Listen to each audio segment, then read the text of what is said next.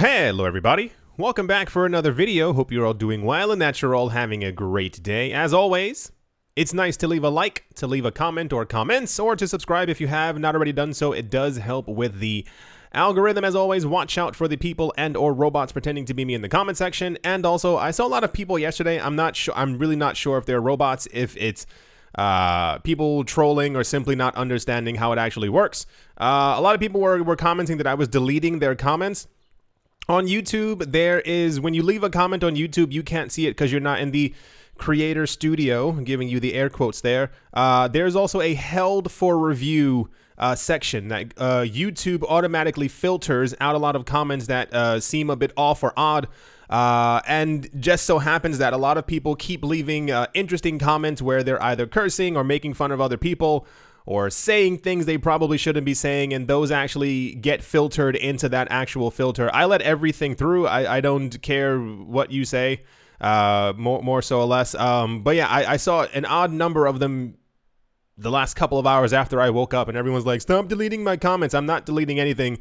You're probably saying really crazy stuff, and Google is filtering it out because that's how their algorithm works. Anyway, without further ado, let's jump right into it. Welcome back to another News I Missed, where I go over news I missed. The cryptocurrency space is bursting at the seams with news every single day. It's impossible to cover it over the course of a normal week, so I cover it on the weekend so we can kind of go over all the wacky, crazy, weird stuff that happened a couple days ago. The activation of the highly anticipated Litecoin protocol known as Mimblewimble is on track for an end-of-the-year launch on the Litecoin mainnet. This is according to Mimblewimble's lead developer, David Burkett, who updated on the progress of the project yesterday via Litecoin Talk. In his elaborate update, Mr. Burkett highlighted that Litecoin's Mimblewimble code has gone through multiple changes since it was first submitted to GitHub for review and auditing. He also went on to point out that the project was actually struggling to get enough developers to review the Mimblewimble code. His exact statement on the challenges the project is facing can be found below. He said, we're still struggling to get developers to review the Mimblewimble code. The code has changed quite a bit since the PR was first submitted, though, so I will likely be closing it and creating a number of new, smaller, and hopefully more digestible PRs over the coming weeks. So for those of you who do not know, Mimblewimble is, I believe, a spell from Harry Potter. Not joking. However, it's been adopted into the cryptocurrency space as a privacy method, a way to have private transactions on top of a blockchain. I believe the first one was actually Mimblewimble. Wasn't there a blockchain called Mimblewimble or well, I don't know. So many coins are always being created. This was taken by the Litecoin people and many other blockchains. The other blockchains haven't really spoken about them. It's usually like revolving around Litecoin at the moment. So by the end of this year, Litecoin should have complete private transactions on their network. It is believed that as Litecoin is seen as a testnet for Bitcoin, that eventually, if it works on Litecoin, it'll then work on Bitcoin as well, as Litecoin is a source code fork, I believe the term for it is. So this is quite exciting. A lot of coins are on the move to have private transactions. Bitcoin is going to have Taproot and Schnorr, which still is not enough, but it's a step in the right direction. I think every single top 10 coin at some point, except for XRP, has mentioned that they plan on having private transactions in the future. So that's going to be quite interesting. And also kind of weird that they were, that they were struggling to find developers. Like, I understand that Litecoin might not be the most popular coin, but you would still think that there'd be at least like 300 people on a planet of 7.4 billion with 100 million plus who are into crypto who'd be like, hey, I'll definitely review the code because, money. Anyway, that's the Litecoin news. I think this is the actual, here's the actual posting for the actual progress of everything. But I can't even get into it because you have to sign up and enter your name and your blood type and all this other stuff, and I just simply don't have the time for it. Let's move on. Next up, and I'm not sure if this is supposed to be a good thing. Stellar Development Foundation SDF CEO Danelle Dixon celebrated the result of a partnership with the payment infrastructure known as Wire, that is WYRE. The company has released a new savings API for fintechs to have access to yield earning and as a savings product. And she wrote, so excited on Twitter, of course. Based on the Stellar network, and its version of the stablecoin USD coin. Created by the Center Consortium, the API provides an annual yield much higher than one offered by most traditional bank accounts backed by the US dollar. So the idea usually is whenever we have like yield hunting or yield, whatever people call it now in the cryptocurrency space, people want to make money. That's kind of the normal idea. I made a video a couple of months back basically saying I was still flabbergasted as to why anyone had a bank account in general. Bank accounts tend to offer 0.01% as an annual yield for you having your money in the account. The normal rate of inflation is around 1 to 2%. It's now much higher than that. But 0.01 is getting you nothing. So I read through this and I was like, oh, that's kind of cool. You know, way to make extra money. However, it says the average has been estimated at 0.06%, according to data provided by the SDF. With the Wire Savings API, institutional and corporate clients receive more yield for their capital. Can access tools for treasury management and can power earning products for their clients. So, yeah. There's something new being built on Stellar to give companies an extra way to make money. But it's 0.06%. That's why I said I didn't know if this was a joke or not, but I have a feeling that it's not.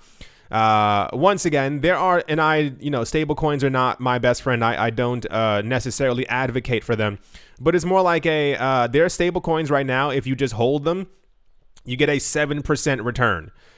There are many cryptocurrencies, regardless of the fluctuations, when you're staking, they'll give you anywhere from 2 to like 7% yearly just from the staking as well. So I don't know why anyone would be interested in 0.06%. I think even certain bonds will even give you a higher rate than that. So that's the Stellar news. I didn't get it. I kept on looking around to see if there was like an actual number. Nope, it's 0.06%. So yeah, can't wait to lose money because of inflation. Let's move on. Next up. The International Olympic Committee has partnered with N-Way, that is the letter N and then Way, to create the first ever official NFT Olympic pins. You heard that right. According to an announcement, initial launch will come later this month with an Olympic heritage collection to lead the way. Fun. The pins will initially be distributed and sold on N-Way Play. Starting on the 17th of June, the Heritage Collection will look to celebrate the art and design of the past Olympic Games and reflect on the past, posters, emblems, mascots, and more throughout the Olympics' 125-year history. Now, here's the part that really got me. Pack pricing, per pack, per pin, is anticipated to fall anywhere between $9 to $500 per pack. The game is anticipated to launch in advance of the 2020 Winter Olympics in Beijing. So the point is, this was actually quite popular news. Here's the actual press release for it right here. I didn't know this was a thing or going to be a thing. I think this, I think NFTs have you've seen the Hunger Games. Maybe you haven't. You know how they had those really elaborate costumes and they would sparkle and all these other things. I can picture Olympic NFTs being a thing when we have clothing that is what am I talking about? The point is, sure, I don't know many people who buy normal pins to place on their lapel. Nonetheless, a $500 one that's digital, that's sitting on your phone or on a blockchain. Anyway, that's the Olympic news. Olympic NFTs. All right, let's move on. Next up, and this is actually quite logical, major crypto solution provider Blockchain.com is moving its United States headquarters from New York to Miami. I wonder why. In an attempt to spur aggressive growth over the next few years, the $5 billion firm intends to hire 300 new employees in the region of over the next 18 months. The news broke a day before the city played host to the world's largest Bitcoin conference known as Bitcoin 2021, which thus far has been special. Miami Mayor Francis Suarez made the announcement at City Hall with blockchain CEO Peter Smith. He explained that not only will the move boost local employment, but 300 people, but it will also be an investment in local science, technology, engineering, and maths community STEM. What? via educational programming. I don't have to read exactly what he says. So we're getting news like this all the time. I don't think I bring it to you every single day, but there are a lot of companies constantly moving to more crypto-friendly places because why wouldn't you? I'm shocked that anyone and any company is still in New York. I've only heard absolutely terrible things, especially with working there, with taxes, with paying for things. It doesn't seem like which is really odd because you would assume that New York is kind of like the place to go to because of Wall Street and stuff like that, but apparently it's absolutely horrible. So that's that news.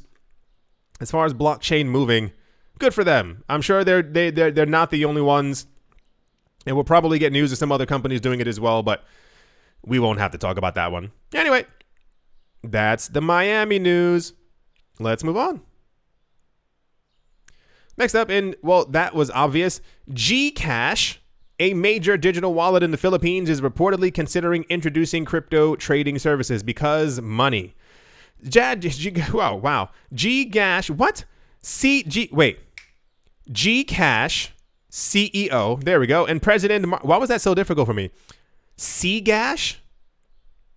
Okay. President Martha Sazon announced that the firm is looking at offering users the ability to buy, sell, and store cryptocurrencies like Bitcoin on its platform. In an interview with the Philippine Star, Sazon said that GCash is exploring cryptocurrency trading in order to keep up with financial innovation. They said, while we may be considered a disruptor now, it is important in this digital age that we should keep mind of all types of disruption out there. It's important to know what the trends are, whether locally and globally, and crypto is part of that. This was actually really popular news. I don't live in the Philippines, so tell me if GCash is like super popular there, but here's the actual, I think, press release for it right here. This news was really all over the place. It's fairly obvious that everyone is going to try to integrate cryptocurrencies, or they're going to be forced to in some way in the next couple of years because they won't have a choice but to be inside of the market. But sure, cool. I'm happy for them. I hope it works out. Everyone's going to have crypto on their platforms at some point within the next 2 years. So I guess you better do it now so you can say that you were one of the leaders in this space before everyone else kind of jumps in at the exact same day. Cool. So another platform that deals with money, similar to PayPal, is going to be adding a crypto option because, crypto's quite popular and people are still buying it. So that's the Philippine news.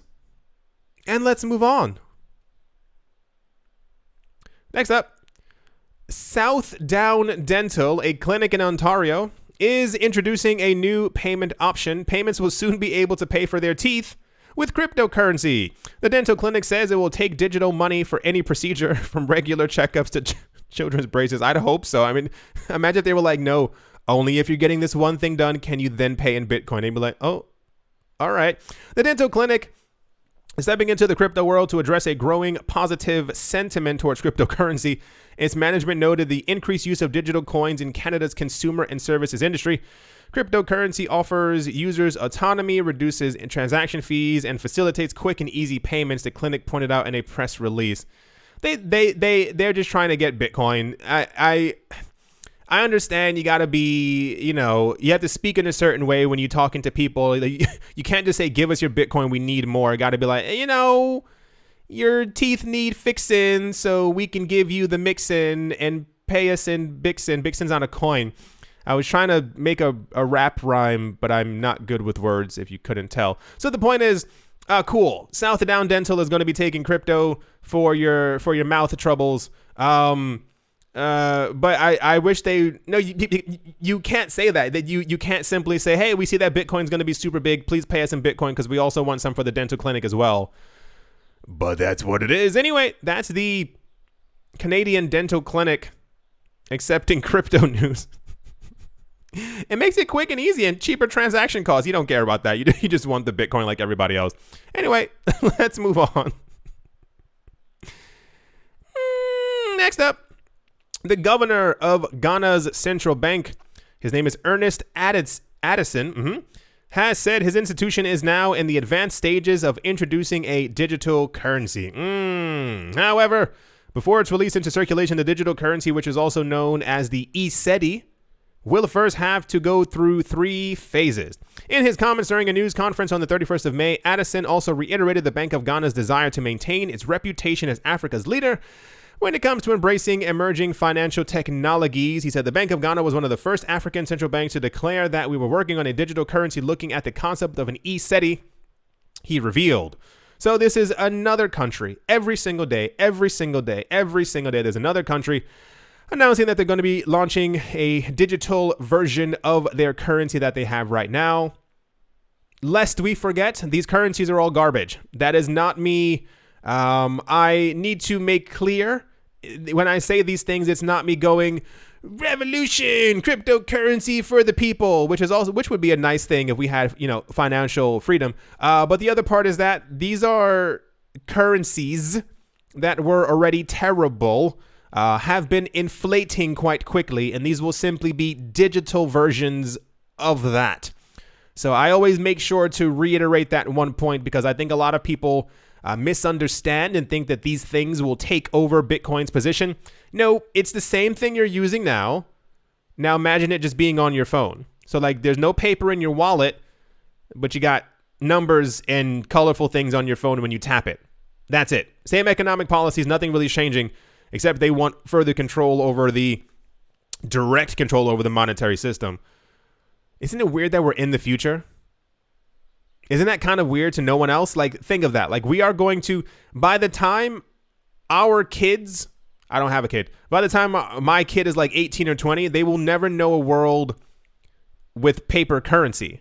By the time their kids have kids, the idea of paper currency will be as weird as someone taking a bar of gold to a store.